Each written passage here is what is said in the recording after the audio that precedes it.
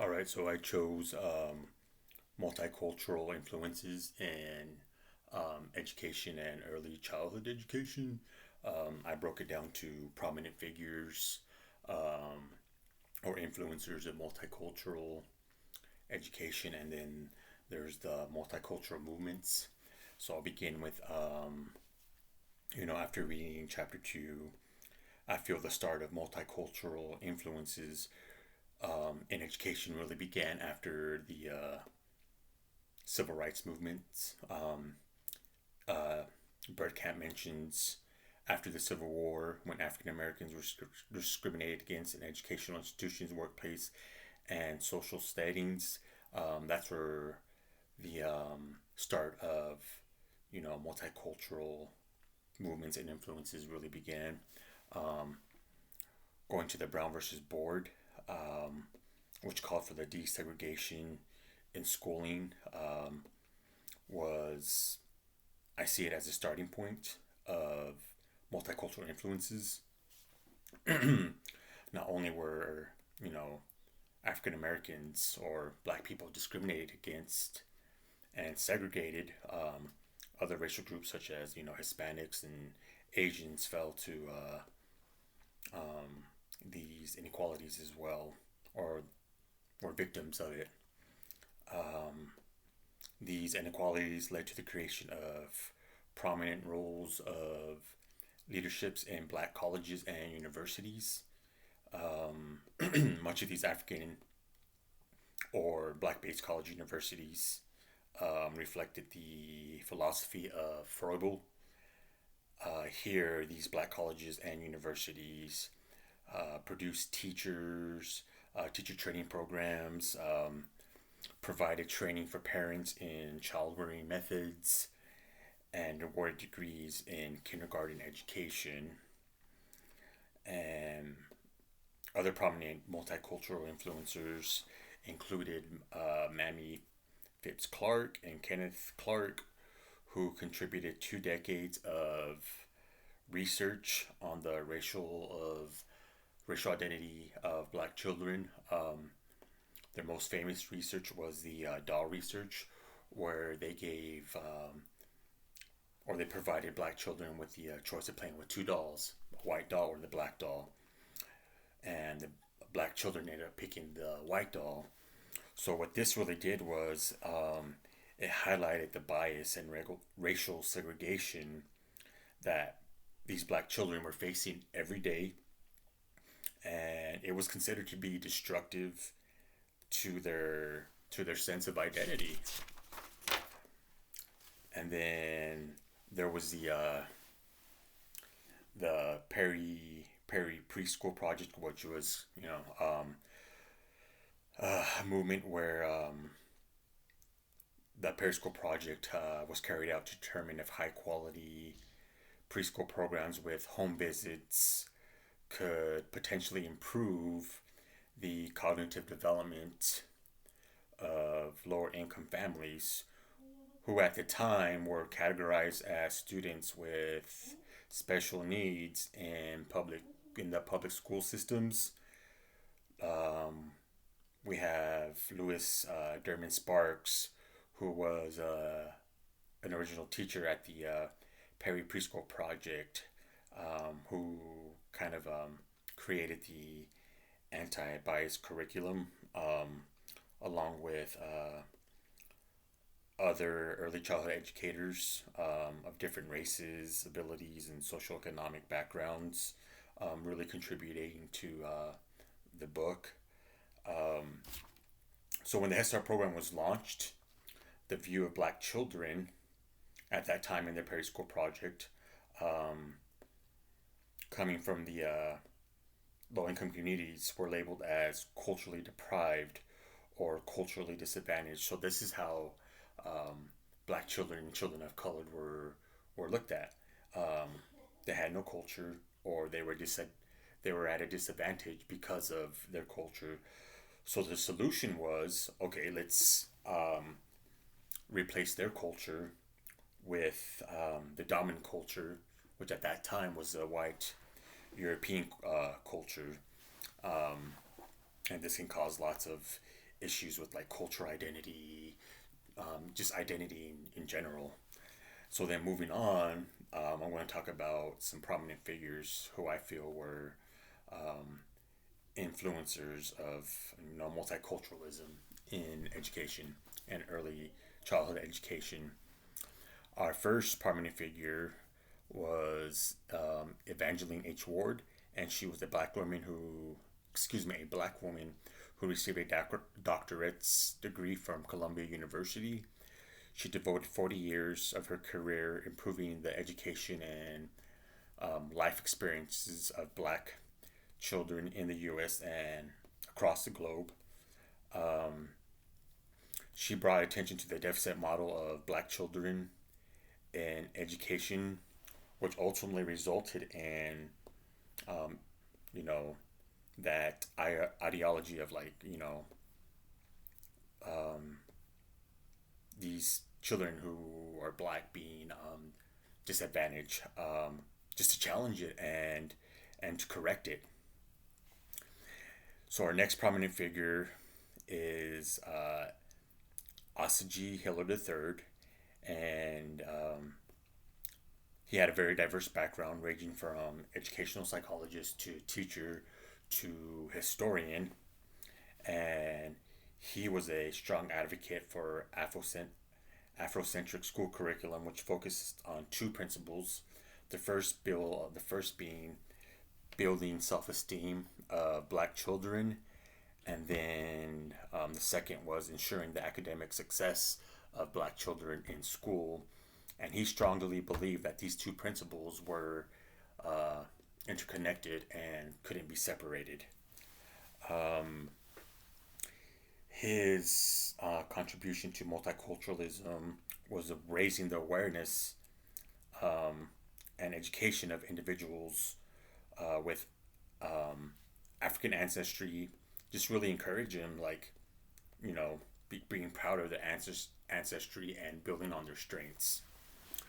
Then Barbara T. Bowman was another prominent figure who played a major role in the expansion and dissemination of the early education knowledge base. She was a teacher education mentor to new leaders and leader of several state and national organizations. And then our final prominent figure for multiculturalism was Carol Brunson Day, who was a scholar and an activist, who was a scholar, excuse me, and an activist who wrote and spoke about the movement of black children through various social cultural lenses impacting their education and development. She took the role as executive director of the CDA, where she improved the preparation of CDA candidates. She created the curriculum Essentials for Child Development Associates working with young children. So I feel, these were prominent figures who really contributed to the start of multiculturalism in education. Now I'm going to talk about like some of the movements that occurred um, in in this multicultural era. So first we have the expansion of the NAEYC, and it went from 20,000 to 100,000 under the leadership of Marilyn M. Smith. There she worked on the first standards for teacher preparation programs, and then developed the national accreditation system for child care centers and preschools. And then there was an event that occurred in Salt Lake City, which led to the development of or not the development, but the finding of the NAEYC Black Caucus. And so basically what happened was, you know, individuals of color were denied entrance into the NAEYC conference by locals. So that kind of set forth the finding of the NAEYC Black Caucus. And there, what they did was they would inform and challenge the NAUIC on matters that affected the lives of black children and families. And then another movement that seek to restore equality amongst black children was the National Black Child Development Institute leadership. They aim to improve the life circumstances of black children through policy change and education. And then we have the Child Defense Fund, which stemmed from the Civil Rights Movement. And this movement or program was aimed to improve the policies and programs for low income families, children with disabilities, and colored children. And then we have our Native American Leadership Movement, where prominent Native leaders such as Alicia Paul, Winona Sample, and Helen Scherbeck um, um, focused on the transmission of Native culture and the preservation of its language. And then moving on, we have the movement of the Latino and Latina communities. Um, and here it focused on two two eras, not eras, but two.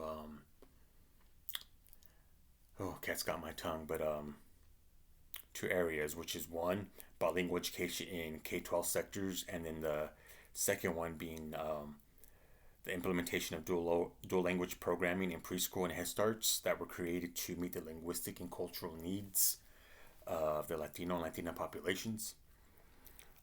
We had cities like Miami, which was the very first city to adopt the first two-way immersion program to respond to the needs of bilingual children. And then later on, the Office of Bilingual Education was established to implement the first National Bilingual Act. But sadly, there were some states who saw these bilingual programs as ineffective, and those states were California, Arizona, and Massachusetts. And then moving on to dual language programs or bilingual education in the early childhood education setting, at the preschool level, the performance standards were designed to help each child build their cultural identity, and they wanted employees who could speak the children's primary language and who were knowledgeable about their culture. And as the early childhood educators increased their knowledge about the importance of bilingual education in the preschool level, so did their responsiveness. So what happened was experts in dual language programs began to share their information throughout the nation, and then the NAUIC responded with the first position statement, which aimed to focus on the cultural and linguistic diversity of these diverse groups.